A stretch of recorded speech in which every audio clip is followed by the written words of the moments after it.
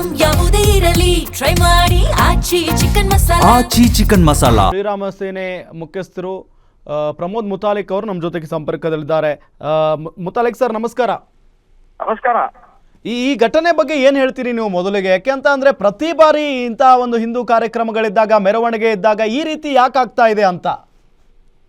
ಇದು ಈ ಮುಸ್ಲಿಮರ ಸೊಕ್ಕಿನ ವರ್ತನೆ ಇದು. ಇದು ಮೇಲಿಂದ ಮೇಲೆ ಈ ಅತಿಯಾದಂತ ಪ್ರಕ್ರಿಯೆ ನಡೀತಾ ಇರುವಂತಹದ್ದಕ್ಕೆ ಒಂದು ಕಾಂಗ್ರೆಸ್ ಕುಮ್ಮಕ್ ಕೊಡ್ತಾ ಇದೆ, ಪ್ರೊಟೆಕ್ಷನ್ ಕೊಡ್ತಾ ಇದೆ.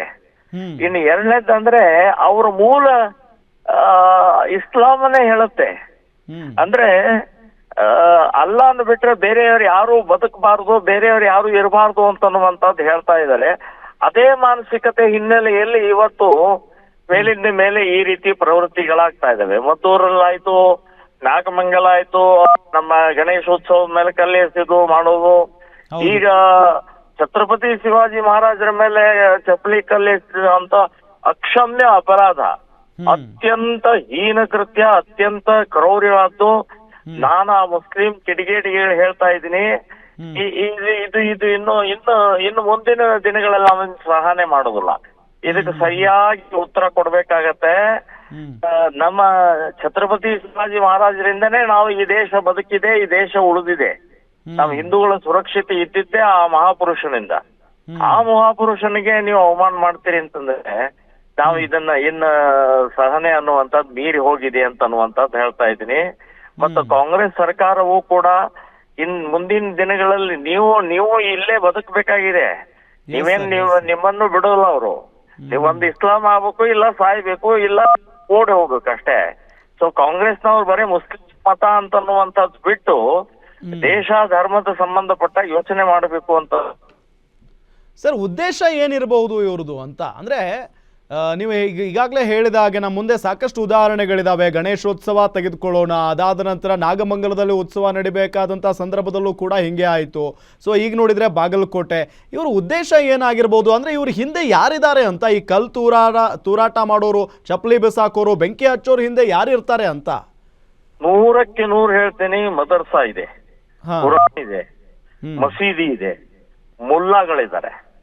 ಇವ್ರು ಬಿಟ್ರೆ ಈ ಯುವಕರನ್ನ ದಾರಿ ತಪ್ಪಿಸುವಂತಹದ್ದು, ಯುವಕರನ್ನ ದೇಶದ್ರೋಹಿಗಳನ್ನ, ಭಯೋತ್ಪಾದಕ ನಿರ್ಮಾಣ ಮಾಡ್ತಾ ಇರೋದೇ ಇವರು.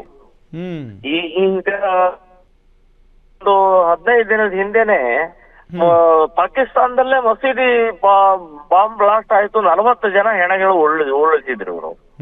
ಇವ್ರಿಗೆ ಒಟ್ಟು ಏನಂತ ಅಂದ್ರೆ ಯಾವುದೇ ರೀತಿಯ ಸಿದ್ಧಾಂತ ಇಲ್ಲ, ಏನೇ ಇಲ್ಲ ಅವ್ರದ್ದು. ಒಟ್ಟು ಎದುರಾಳಿಯನ್ನು ಹೊಡೆಯೋದು, ಬಡಿಯೋದು, ಕೊಲ್ಲೋದು, ಇದೇ ಮಾನಸಿಕತೆ ಇವ್ರದ್ದು.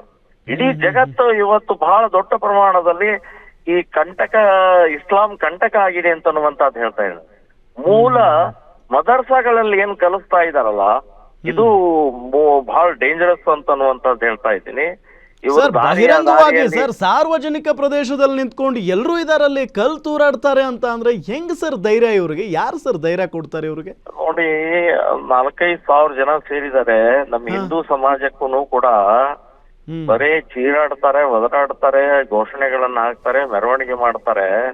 ನಾನ್ ಹೇಳೋದು ಅದನ್ನ ಆ ಸಿಟ್ಟು ಎಲ್ಲಿ ಹೋಯ್ತದು?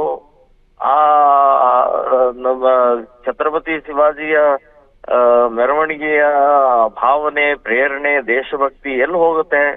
ಒಂದು ಕಲ್ಲು ಎಸಿತಾರೆ ಅಂತಂದ್ರೆ ಇವರೆಲ್ಲ ಪ್ರತಿಕ್ರಿಯೆ ಇಲ್ಲ, ಪ್ರತಿಭಟನೆ ಇಲ್ಲ, ಸಿಟ್ಟಿಲ್ಲ. ಎಲ್ಲಿ ಹೋಗಿದೆ ಇವ್ರದೆಲ್ಲ? ನಾ ಹೇಳೋದು ಮಸೀದಿ ಒಳಗಡೆ ಹೊಕ್ಕು ಹೊಡಿಬೇಕಾಗಿತ್ತು. ಯಾರಿಗ ಅವಮಾನ ಮಾಡ್ತಾ ಇದಾರೆ ಅವರು? ಏನ್ ಸೊಕ್ಕ ಮೈಯಲ್ಲಿ? ಯಾಕೆ ಮೇಲಿಂದ ಮೇಲೆ ಈ ರೀತಿ ಅವಮಾನವನ್ನು ಸಹನೆ ಮಾಡ್ಕೊಳ್ಬೇಕು? ನಾನ್ ಹೇಳ್ತಾ ಇದ್ದೀನಿ, ನಾಳೆ ನಮ್ದು ಶ್ರೀರಾಮ್ ಸೇನೆ ಸಂಘಟನೆಯಿಂದ ನಾಳೆ ಅಲ್ಟಿಮೇಟ್ ಎಚ್ಚರಿಕೆಯನ್ನು ಕೊಡ್ತಾ ಇದೀವಿ.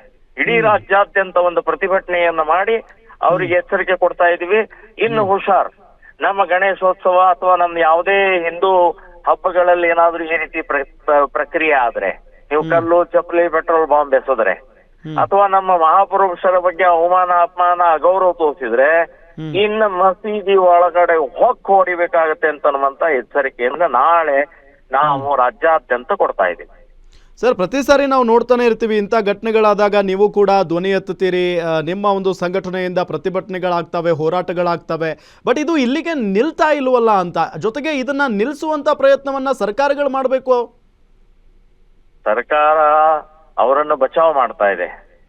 ಈಗ ಗೋ ಹತ್ಯೆ ಹಂತಕರನ್ನ ಬಚಾವ್ ಮಾಡೋ ಸಲುವಾಗಿ ಚಿತ್ತಾಪುರ್ನಲ್ಲಿ ಅವರು ಗುಂಡಾಗಳನ್ನ, ಮುಸ್ಲಿಂ ಗುಂಡಾಗಳು ಬಂದು ಪೊಲೀಸ್ ಸ್ಟೇಷನ್ ಎಲ್ಲ ಗಲಾಟೆ ಮಾಡಿ ಕಲ್ಗಿಲ್ ಎಸೆದು ಬೆಂಕಿ ಹಚ್ಚಿ ಹೋದಂತ ಅವ್ರ ಕೇಸನ್ನು ವಾಪಸ್ ತಗೊಳ್ತಾರೆ ಪ್ರಿಯಾಂಕಾ ಖರ್ಗೆ ಅವರು.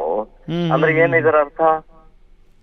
DG-ಹಳ್ಳಿ KG-ಹಳ್ಳಿ ಕೇಸ್ಗಳನ್ನ ಆಗ್ಲಿ, ಮೈಸೂರು ಗಲಭೆ ಕೇಸ್ಗಳನ್ನಾಗ್ಲಿ, ಹುಬ್ಬಳ್ಳಿ ಗಲಭೆ ಕೇಸ್ಗಳನ್ನ ವಾಪಸ್ ತಗೊಳ್ತಾರೆ. ಅಂದ್ರೆ ನೀವು ಗಲಾಟೆ ಮಾಡಿ ಅಂತ ಕುಮ್ಮಕ್ಕು ಕೊಡ್ತಾ ಇದ್ದಾರೆ ಕಾಂಗ್ರೆಸ್. ಸೊ ನೀವು ಹೇಳ್ತಾ ಇರೋದು ರಾಜ್ಯದಲ್ಲಿ ಕಾಂಗ್ರೆಸ್ ಸರ್ಕಾರ ಬಂದ ಮೇಲೆ ಇಂಥವೆಲ್ಲ ನಡೀತಾ ಇದಾವೆ ಜಾಸ್ತಿ ಅಂತ. ಎಸ್, ಈ ಕೈಗಳಿಗೆ ಬಲ ತುಂಬಿದ್ದ, ಕಲ್ಲು ಎಸೆಯಕ್ಕೆ ಬಲ ತುಂಬಿದ್ದೆ ಈ ಕೈ ಕಾಂಗ್ರೆಸ್ ಅಂತ ಅನ್ನುವಂಥದ್ದು ನಾನು ಹೇಳ್ತಾ ಇದ್ದೇನೆ. ಇವರೇ ಮಾಡ್ತಾ ಇರೋದು, ಇವರೇ ಕುಮ್ಮ ಕೊಡ್ತಾ ಇರೋದು, ಇವರೇ ಬಚಾವ್ ಮಾಡ್ತಾ ಇರುವಂತಹದ್ದು. ಇವತ್ತು ಅವ್ರು ಕಾಂಗ್ರೆಸ್ ಸರ್ಕಾರ ನಮ್ದು ಅಲ್ಲ ಅಂತ ಹೇಳ್ತಾರ, ಅವ್ರು ನಮ್ಮ ಇಸ್ಲಾಮಿಕ್ ಸರ್ಕಾರ ಬಂದಿದೆ ಅಂತ ಅನ್ನುವಂಥದ್ದು ಮಾನಸಿಕತೆಯಲ್ಲಿ ಇದಾರೆ ಅವರು. ಹೀಗಾಗಿ ಪುಂಡಾಟಿಕೆ ನಡೀತಾ ಇದೆ, ಈ ಕಿಡಿಗೇಟ್ ಈ ತರ ಈ ರೀತಿಯ ಮಾನಸಿಕತೆ ನಡೀತಾ ಇದೆ. ಸೊ ನಾವು ಇದಕ್ಕೆ ಒಂದು ಎಂಡ್ ಹೇಳ್ತಾ ಇದೀವಿ. ಇನ್ನು ಸಹನೆ ಅನ್ನುವಂಥದ್ದು ಮಿತಿ ಮೀರಿದೆ, ಸಹನೆಗೂ ಒಂದು ಮಿತಿ ಇರುತ್ತೆ. ಸೊ ಸರ್ಕಾರ, ಕಾನೂನು, ಪೊಲೀಸರು ಏನೋ ಮಾಡದೇ ಇದ್ದಾಗ ಸಮಾಜನೇ ನಿಂತ್ಕೊಳ್ಬೇಕಾಗತ್ತೆ, ಸಮಾಜ ಉತ್ತರ ಕೊಡ್ಬೇಕಾಗತ್ತೆ ಅಂತ ಅನ್ನುವಂಥದ್ದು ಹೇಳ್ತಾ ಇದ್ದೇನೆ ನಾನು. ಸರ್, ಇನ್ನೊಂದು ಆ್ಯಂಗಲ್ ಇಂದ ನಾವು ಗಮನಿಸ್ತಾ ಹೋದ್ರೆ ಈ ವಿಚಾರನ, ಈ ಗಣೇಶೋತ್ಸವ ಒಂದು ಮೆರವಣಿಗೆ ಅಂತ ಅನ್ಕೊಳ್ಳೋಣ, ಮತ್ತು ನಾಗಮಂಗಲದಲ್ಲಿ ಒಂದು ಆಯಿತು. ಸೊ ಇಲ್ಲಿ ಮತ್ತೊಂದು ಶಿವಾಜಿ ಉತ್ಸವ ಜಯಂತಿ ನಡೀತಾ ಇದೆ. ಸೊ ಈ ಸಂದರ್ಭದಲ್ಲಿ ಅಂದರೆ ಒಟ್ಟಾರೆಯಾಗಿ ಹಿಂದೂಗಳ ಯಾವ ಹಬ್ಬಗಳು ನಡಿಬಾರ್ದು ಅನ್ನೋ ಉದ್ದೇಶನ, ಯಾವ ಹಬ್ಬಗಳನ್ನು ಕೂಡ ಸಾರ್ವಜನಿಕವಾಗಿ ಸಂಭ್ರಮ ಪಡಬಾರ್ದು ಅನ್ನೋ ಉದ್ದೇಶನ, ಹಾಗಾಗಿನೇ ಈ ರೀತಿಯಾಗಿ ಮಾಡೋದಕ್ಕೆ ಹೋಗ್ತಾ ಇದ್ದಾರಾ? ಕಲ್ಲು ತೂರಾಟ ಮಾಡಿದರೆ 144 ಸೆಕ್ಷನ್ ಜಾರಿ ಆಗ್ಬಿಡುತ್ತೆ, ಅಲ್ಲಿ ಯಾವ ಒಂದು ಹಬ್ಬ ಸಂಭ್ರಮಾಚರಣೆ ಏನೂ ನಡೆಯೋದಿಲ್ಲ ಅನ್ನೋದೇ ಇವರ ಉದ್ದೇಶನ ಅಂತ.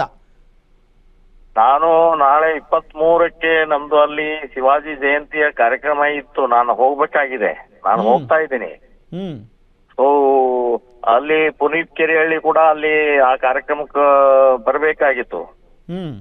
ಅವ್ರ ವಿರುದ್ಧ ಅಲ್ಲೊಂದು ಕಂಪ್ಲೇಂಟ್ ಕೊಟ್ಟಿದ್ದಾರೆ ಮುಸ್ಲಿಮರು, ಪುನೀತ್ ಕೆರೆಹಳ್ಳಿ ಬಗ್ಗೆ ಬರಬಾರ್ದು ಅಂತನ್ನುವಂಥದ್ದು ಹೇಳಿದ್ದಾರೆ, ಮುತಾಲಿಕರಿಗೂ ಹೊರಗ ಅವಕಾಶ ಕೊಡಬಾರ್ದು ಅಂತನ್ನುವಂಥದ್ದು ಹೇಳಿದ್ದಾರೆ. ನಾ ಹೇಳೋದು, ಶಿವಾಜಿ ಜಯಂತಿ ರೀ, ಶಿವಾಜಿ ಜಯಂತಿಗೆ ನೀವು ಬರಬೇಡಿ ಅಂತ ಹೇಳುವಂತವ್ರು ನೀವ್ಯಾರು? ಏನು ಪಾಕಿಸ್ತಾನ ಅಲ್ಲ, ಅಫ್ಘಾನಿಸ್ತಾನ ಅಲ್ಲ, ಬಾಂಗ್ಲಾದೇಶ ಅಲ್ಲ, ಇದು ಭಾರತ. ಇದು ನಾವು ಛತ್ರಪತಿ ಶಿವಾಜಿಯ ಜಯಂತಿಯ ಕಾರ್ಯಕ್ರಮಕ್ಕೆ ನಮಗೆ ಅವಕಾಶ ಇಲ್ಲ ಅಂತಂದ್ರೆ ಒಂದು ಕಂಪ್ಲೇಂಟ್ ಕೊಡ್ತಾರಂದ್ರೆ ಏನಾವ ಔರಂಗಜೇಬನ ರಾಜ್ಯನ ಇದು? ಇದು ಇನ್ನು ಮುಂದಿನ ದಿನಗಳಲ್ಲಿ ನಾವಂತೂ ಒಪ್ಪಲ್ಲ.